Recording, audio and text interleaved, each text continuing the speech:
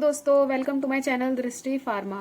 तो जैसा कि हमने फार्माकोग्नोसी का चैप्टर 9 जिसमें से ये सारे टॉपिक्स कवर किए थे, इनका थोड़ा बहुत इंट्रोडक्शन किए, होते क्या हैं, न्यूट्रास्यूटिकल्स, एंटीऑक्सीडेंट, प्रोबायोटिक, प्रीबायोटिक्स, ये हमारा प्रीवियस वीडियो में कवर हो चुका है। तो आप वहाँ से हमारी वीडियो में से देख सकते हैं और इसके प्रॉपर नोट्स आपको हमारे टेलीग्राम के चैनल पे अवेलेबल हो जाएंगे। आप वहाँ से डाउनलोड कर सकते हैं, डिस्क्रिप्शन में जाके आपको मिल जाएगा।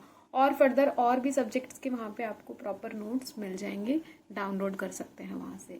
तो चलो देखते हैं अब डाइटरी फाइबर्स के बारे में कि डाइटरी फाइबर्स क्या होते हैं। ठीक है, उसके बाद हमारा ओमेगा 3 फैटी एसिड है, स्पाइरुलिना है, कैरोटिनॉइड्स है, सोया एंड गार्लिक के बारे में है। तो देखते हैं, थोड़ा थोड़ा है, ज़्यादा नहीं है। सबसे ज़्यादा इंपॉर्टेंट इसमें से न्यूट्रास्यूटिकल्स था और डाइटरी फाइबर है, जिसको मैंने काफ़ी ज़्यादा डीप में कवर किया है। इससे ज़्यादा कुछ नहीं आने वाला, तो इसे अच्छे से करके चले जाना एग्जाम के पॉइंट ऑफ व्यू से।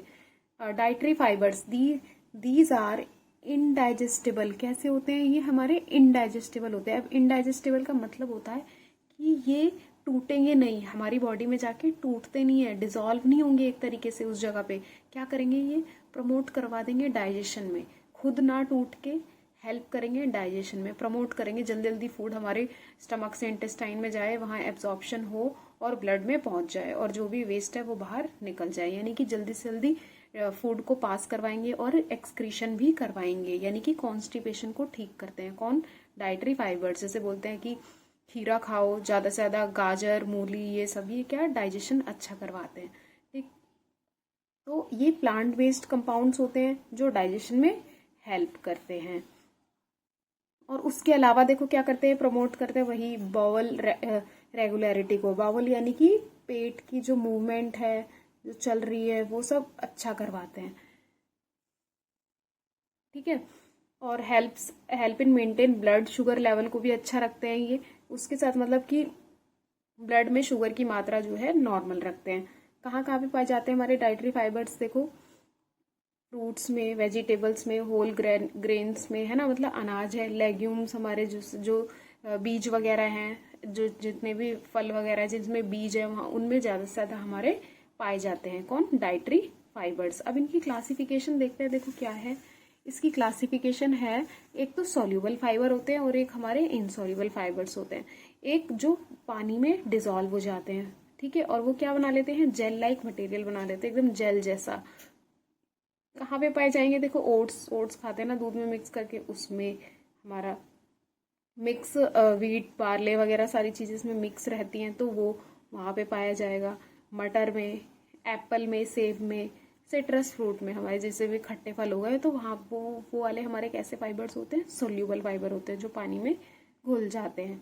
इनसॉल्यूबल फाइबर क्या होते हैं? जो डिजॉल्व नहीं हो पाते वाटर में और हेल्प करते हैं फूड को पास होने के लिए, क्योंकि जल्दी से फूड जो होता है हमारे स्टमक से पास हो जाता है। और कॉन्स्टिपेशन जैसी बीमारी यानी कि कब्ज, यानी पेट को एकदम साफ रखता है। कौन? हमारे इंसॉल्युबल फाइबर्स। तो इनके थोड़ा बहुत हमने डाइटरी फाइबर्स, यानी कि जो हम अपने डाइट में फाइबरस चीजें ले रहे हैं, तो वो क्या होते हैं? हमारे डाइटरी फाइबर्स होते हैं।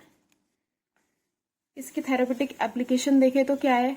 वही कि मेंटेन करके रखेंगे ब्लड शुगर लेवल को, प्रमोट करेंगे बाउल मूवमेंट, वही जो अभी लिखे थे, प्रिवेंट करेंगे कॉन्स्टिपेशन, कोलेस्ट्रॉल लेवल को कम करेंगे, ठीक है, यानी कि फैट वगैरह की मात्रा को भी कम करेंगे, जिससे हार्ट में होने वाली बीमारी को भी बचाएंगे। प्रमोट करते हैं डाइजेशन को, यानी कि पाचन तंत्र को एकदम अच्छा रखते हैं, पाचन क्रिया हमारी बहुत अच्छे से चलती है। किसकी वजह से? डाइटरी फाइबर्स जब हम लेते हैं। उसके बाद नेक्स्ट है आपका omega 3 fatty acids. Omega 3 fatty acid क्या है? देखो, जब हमारा फैट टूटता है बॉडी में, तो क्या फैटी एसिड और ग्लिसरॉल में टूटता है, तो ऐसे ही हमारे फैटी एसिड होते हैं। कौन? ओमेगा 3, इनका नाम है। तो ये ग्रुप होता है किसका? पॉली अनसैचुरेटेड फैट का।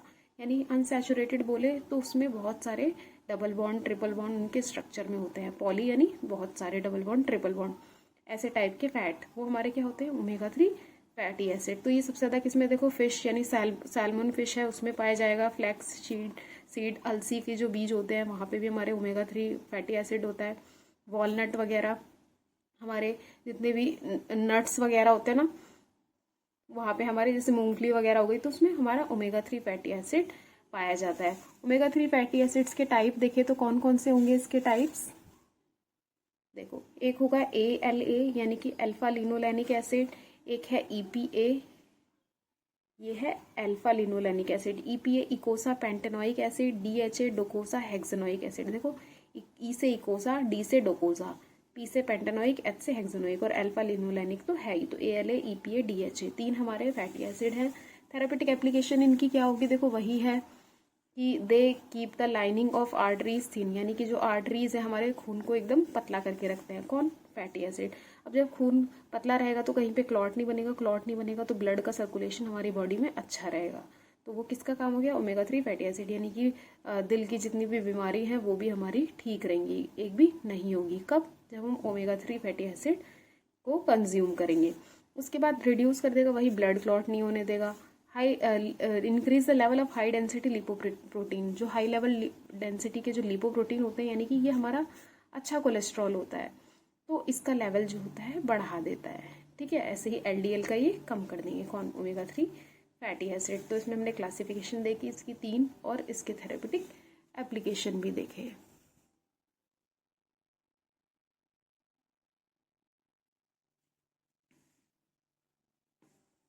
ठीक है, इसके बाद देखते हैं स्पाइरुलिना के बारे में। देखो, नाम ही सजेस्ट कर रहा है स्पाइरुलिना क्या होता है। ये हमारा ब्लू ग्रीन एल्गी होती है। क्या होती है? काई होती है।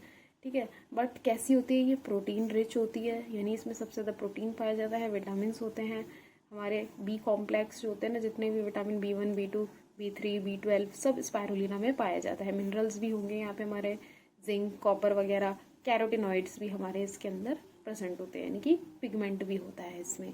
स्पाइरुलिना जो अब वही की प्रोटेक्ट करते हैं ये सेल को डैमेज होने से। स्पाइरुलिना में बी कॉम्प्लेक्स भी होता है, विटामिन, ठीक है, जिंक, कॉपर, बीटा कैरोटीन भी पाया जाता है, जो कि हमारी आंखों के लिए बहुत अच्छा होता है। थेरेपेटिक एप्लीकेशन की इसका रोल क्या है? देखो, कोलेस्ट्रॉल के लेवल को ये कम कर देंगे और LDL को हमारा lower the cholesterol and LDL, low density lipoprotein, जो हमारे सेहत के लिए बिल्कुल अच्छे नहीं होते, ये उनको भी कम कर देते हैं। Effective against anaemia. अनीमिया क्या है? खून की कमी से होने वाली डिजीज है।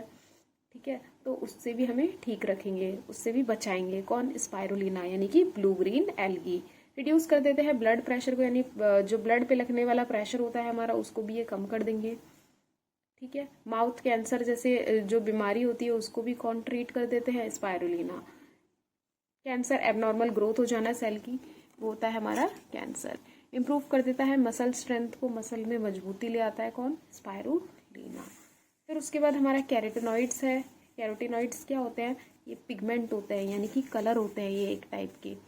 और किस में कहाँ पाए जाते हैं? एनिमल्स में, प्लांट्स में। क्लासिफिकेशन इसकी कैरोटीन है, बीटा कैरोटीन, और या फिर अगर इसी के स्ट्रक्चर में ही ऑक्सीजन लग जाए तो ऑक्सीजनेटेड डेरिवेटिव बन जाते हैं। किसके? इसी के, कैरोटीन्स के। कौन से? ल्यूटीन, जियाजेंथीन। ठीक है, ये दोनों हो गए, और भी जेंथीन आते हैं बट यहाँ पे आप जियाजेंथीन पढ़ो। ल्यूटीन हमारा किससे? कैरोटीन का डेरिवेटिव है। ठीक है, इसकी थेरेपेटिक एप्लीकेशन क्या है? वही कि आई फंक्शन को अच्छा रखते हैं, विजन में हेल्प करते हैं, यानी कि आई साइट अच्छी रखते हैं। कौन? कैरोटिनॉइड्स। ठीक है, जैसे बीटा कैरोटीन हो गया, यानी कि हमें गाजर इसका अच्छा सोर्स है, हमें मिल जाएगा कैरेट से। Reduce the risk of cardiovascular disease, यानी कि हार्ट पे होने वाली जितनी भी बीमारी है दिल की, उसको भी ये क्या करते हैं? उसके रिस्क को कम कर देते हैं। जैसे कि BP को कम कर देंगे, कंजेस्टिव हार्ट फेलियर हो रहा है उसको कम कर देंगे, स्ट्रोक हो गया है उसको कम कर देंगे, अरिदमिया हो गया है, जितनी भी हार्ट से रिलेटेड डिजीज है ये उनको कम कर देते हैं। स्किन एजिंग प्रोटेक्शन, यानी स्किन पे झुर्रियाँ नहीं पड़ने देते, रिंकल्स नहीं होने देते, तो ये उससे भी बचा लेते हैं।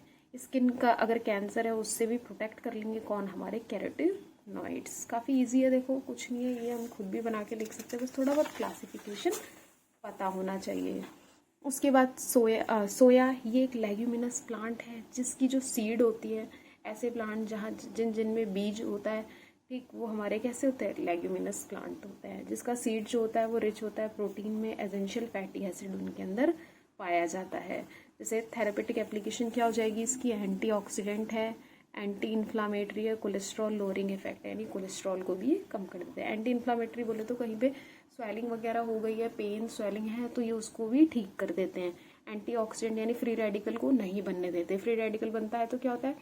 हमारे रिंकल्स वगैरह पड़ने लग जाते हैं, एजिंग ज़्यादा हो जाती है ना, स्किन पे अफेक्ट पड़ता है, तो उन सब चीज़ों को कौन रोकते हैं? हमारे लेग्यूमिनस प्लांट, जैसे कि सोया, गार्लिक, हमारा लहसुन।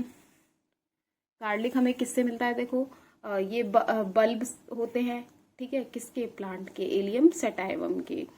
थेरेपेटिक एप्लीकेशन वही कि इसका एंटी माइक्रोबियल इफेक्ट होता है, डाइजेशन में भी काफ़ी ज़्यादा अच्छा इफेक्ट होता है गार्लिक का, और कार्डियोवास्कुलर इफेक्ट है, यानी कोई भी हार्ट की डिजीज़ है उसमें भी गार्लिक जो है अच्छा उसका यूज़ है। इम्यून बूस्टिंग इफेक्ट होता है, इम्यून सिस्टम को भी ये काफ़ी अच्छा कर देते हैं। तो ये था हमारा, देखो 6 के 6 हमने इसमें कवर कर लिए, यानी कि इस तरीके से हमारा सिलेबस जो है कंप्लीट हो गया है, मतलब कि जो सिलेबस का चैप्टर 9 है। अब हमारे सिर्फ इसके अंदर 3 चैप्टर बचे हैं, इनको भी हम जल्दी ही कंप्लीट कर लेंगे, ठीक है। और फर्दर और भी चैप्टर्स के नोट्स हम आपको हमारे चैनल पे मिल जाएंगे, तो आप वहाँ से डाउनलोड कर सकते हैं टेलीग्राम पे जाके, ठीक है। टेलीग्राम का जो लिंक है वो आपको डिस्क्रिप्शन में मिल जाएगा।